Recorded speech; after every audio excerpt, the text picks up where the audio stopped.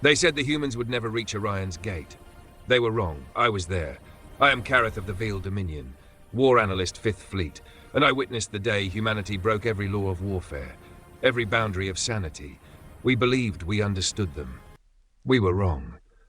Orion's gate was the fortress of fortresses, 9 moons, armed with weapons capable of shredding continents from orbit, a construct older than most civilizations. No enemy had ever breached it, no fleet had ever survived its range until they came. The humans were latecomers to the galactic stage, primitive, fragile, self-destructive. They burned their own world before ever touching the stars. We called them animals. Delusional conquerors. We laughed. We did not laugh for long. They did not fight as we knew fighting. They did not retreat. They did not wait for diplomacy. When one fleet fell, another followed, dragging the wreckage of the first behind it, using it as armor. They learned, adapted, returned, stranger, more ruthless each time. When the first human war ended, half our frontier was ash. When the second began, we called it extermination. The humans called it homecoming. At Orion's gate, we gathered every surviving fleet. 9,000 ships, 60 billion tons of armor, every dreadnought, every AI-controlled Titan, every god machine. And they still came. At first we only saw their signal, a repeated phrase across every frequency, low and ancient. This is humanity. We are not done. It wasn't a threat, it was a promise. Sensors detected distortions in hyperspace, ripples like torn fabric. Then light, thousands of points streaking toward us. Ships. Countless ships, but these were not sleek vessels of Dominion craft. They were ugly, angular, scarred, hollowed asteroids patched with solar plating. Every one bore a fractured blue sphere, half encircled by fire. Earth. The Admiralty was calm at first. This is posturing, they said. They cannot breach the gate. The gate didn't scare them. We intercepted their unencrypted transmissions, humans speaking in dead languages, laughing, singing, static-filled music echoing across the void. They sang as they came for us. Even our AI war cores could not understand. One translated a fragment. For every world you burned, we remember. For every child you took, we return. Fear entered the command bridge. Not strategy, not logic. Fear, because the humans weren't coming to win. They were coming to end it. The first Terran fleet emerged from warp. The void shimmered red from their engines. They did not form ranks. They did not broadcast demands. They accelerated, straight toward the gate. The Admiral gave the order to fire. Thousands of plasma lances ignited. The void became fire, and still they came. Every impact that should have shattered them was met with retaliation. Not from the survivors, but from the wrecks. Dead ships reactivated, weapons sparking through shattered hulls. When we jammed their targeting, they went manual. When we destroyed their carriers, Marines launched across the void on thruster packs, riding debris into our hulls. They fought like creatures with nothing left to lose, or perhaps everything left to avenge. One recording survived from a Marine's camera. A human, helmet cracked, blood boiling in vacuum, grinned and said, "You built a gate to keep us out. We built ourselves to break it." By the end of the first hour, 3 moons were gone. By the end of the second, we realized the humans had never aimed for victory. They were driving us inward.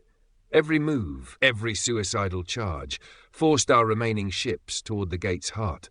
They wanted us clustered, compressed, choking on our own defenses. And in the eye of that storm, they revealed their real weapon. The gate's outer ring had never fired in anger before that day. Each of its 9 moons carried weapons meant to erase planets. Against the humans, we unleashed them all. For a moment, the void itself screamed. Graviton lances tore the black apart. 3,000 human vessels vanished in a single sweep. Even the debris was gone, vaporized. The bridge erupted in cheers. We thought the nightmare was over. Then the sensor officer whispered, "Sir, they're accelerating." We watched the impossible. The humans were diving through the killing field. Ships half melted, engines burning white, still pushing forward. They didn't slow. They didn't scatter. They simply charged. Our tactical AI screamed probabilities. 98% annihilation. It did not account for madness or faith. One of their capital ships, designation Titanfall, ploughed straight into the third moon's equatorial trench. It never tried to pull away. The collision split the moon open, spilling molten metal into space. Inside that wound, a detonation, fusion cores chained together, self-immolating. The entire moon fractured and died. 7 minutes. A single human ship destroyed a structure that had stood 10 millennia. We panicked. The fleet formed defensive phalanxes, rotating fire. The humans responded with chaos. They used our debris as shields, our targeting arrays as lures. Every time we adjusted tactics, they found new ways to break them. Some rammed deliberately, one after another. Others boarded our cruisers sealed in black suits. Our soldiers reported, even unarmed, they refused to surrender. They bit, clawed, screamed ancient words we could not translate. One recording survived from a burnt-out ship's camera. A human, helmet cracked, blood boiling in vacuum, grinned and said, "You built a gate to keep us out. We built a war to tear it down." Then he detonated his reactor. By the third hour, 3 of the gate's moons were gone. The Dominion command lost cohesion. We rerouted control to the central citadel and realized the humans had never aimed for victory. They were forcing us inward. Every move, every suicidal charge guided the survivors toward the gate's heart. They wanted us clustered, compressed, choking on our own defenses. And from the wreckage, the humans revealed their real weapon. At first it looked like a derelict, an enormous, silent mass drifting among ruins. No heat, no energy signature. Then it opened. Petals of armor unfurled like a mechanical flower. We saw the symbol again, half a blue sphere, encircled by fire. Designation, Arc 9. Type, unknown size, 110 kilometers. A ship too large to be built, too slow to fight, too mad to exist. It broadcast one final transmission before impact. Orion's gate took our world. We take yours. The Ark ignited its engines, not to flee, but to fall. Straight into the gate's core. We fired everything. It didn't matter. The last thing I remember was light, so bright it erased the stars. When the light faded, Orion's gate was no longer ours. Orion's gate was theirs. The surviving Dominion ships drifted, broken, scattered, afraid. Sensors flickered. Communications were dead. Yet something else remained. The echo. It wasn't engines. It wasn't weapons. It was the humans themselves. We intercepted fragments of their broadcast.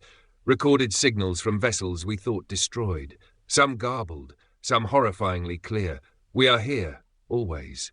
Ships that should have been ash appeared drifting at the perimeter. Boarding drones we deployed to reclaim wrecks were unmanned yet powered. Some carried new weapons welded from our own wreckage. Our own technology turned against us. The humans did not need fleets. They fought with ideas. They fought with adaptation. They fought with relentless inevitability. Our AI cores analyzed the survivors. Probability matrices failed. Every scenario ended in human victory. Every strategy collapsed before it began. The Dominion Admiral tried to rally morale. They are just another species. We can contain them. We listened to the humans' reply. A small recorded voice from a burnt-out ship. Contain us? No, we remember. Every betrayal, every loss, every fire you lit, you gave us nothing to fear, and everything to avenge. We had underestimated them. We had mocked them. We had destroyed their homes. We thought they would vanish. Instead, they had transformed every loss into a weapon. Every death became a strategy. Every ruin became a vessel. We realized the truth. Far too late. Humanity did not break to survive. Humanity survived to break everything else. In the darkness, we saw them. Not in formation, not in fleets, but in patterns we could not calculate.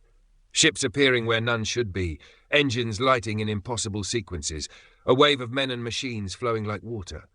The humans were coming, not because we fought them, because they would always come. Orion's gate, the unbreachable, immortal bastion, had fallen. Not with a scream, not with fanfare, with inevitability. And somewhere at the edge of the system, one human captain's voice rang across the void. We were told to surrender. We said no. You will learn why. The universe had not seen the last of humanity. It had only glimpsed the beginning. The void shuddered under the final wave. The remaining moons burned. The citadel trembled. The Dominion fleet had collapsed into scattered clusters, a shadow of its former might. And then the humans arrived. They did not signal. They did not negotiate. They did not even move in straight lines. Ships spun through the debris like predators, weaving through wreckage, engines flaring in synchronized chaos. Every missile we fired was dodged. Every turret we aimed recalculated too late. Our supercomputers failed in unison. The humans had no plan. And yet, every action was a plan. One fleet entered the inner ring. Fragments of steel and fire, patched from fallen ships. No shields. No warning. They were living weapons. And then the humans' trump card revealed itself. From the wreckage of the outer moons, massive constructs emerged. Impossible. Terrifying. Ships built from debris, fused with scorched asteroids, powered by fusion cores stolen from our own arsenal, each a floating cathedral of war. Every gun, every armor plate, every energy array repurposed, our own weapons now pointed at us. The Dominion Admiral panicked. "This is impossible." "How?" A human voice carried across all channels. "You built a gate to keep us out. We built a war to tear it down. You said we were weak. We are your reckoning." The first moon fell. Then the second. Then the citadel itself trembled as dozens of human ships slammed into its surface simultaneously. Fire and metal rained from orbit. Defenses that had repelled 1,000 fleets shredded in moments. We tried to respond, to regroup, to counterattack. Every strike anticipated, every retreat predicted. It was as if the humans could see through time itself. On the command bridge, I watched my fleet fall, one by one. Each ship that died spawned another human vessel in its place. It was endless. A tide of steel and flame that could not be stopped. And then the last thing I saw before the citadel erupted into fire, a single human standing atop the shattered surface. Armor scarred, blackened by heat, light glinting off the edges. He raised his fist. He did not yell. He did not scream. He simply stood. And every eye across the Dominion fleet understood. Humanity had not won because of firepower. Humanity had not won because of numbers. Humanity had won because they would never ever surrender. The stars themselves seemed to bend under that defiance.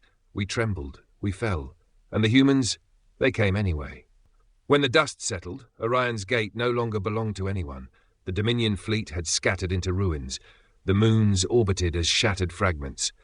But humanity remained. They did not celebrate, they did not gloat. They stood among the wreckage, breathing the void as if it were home.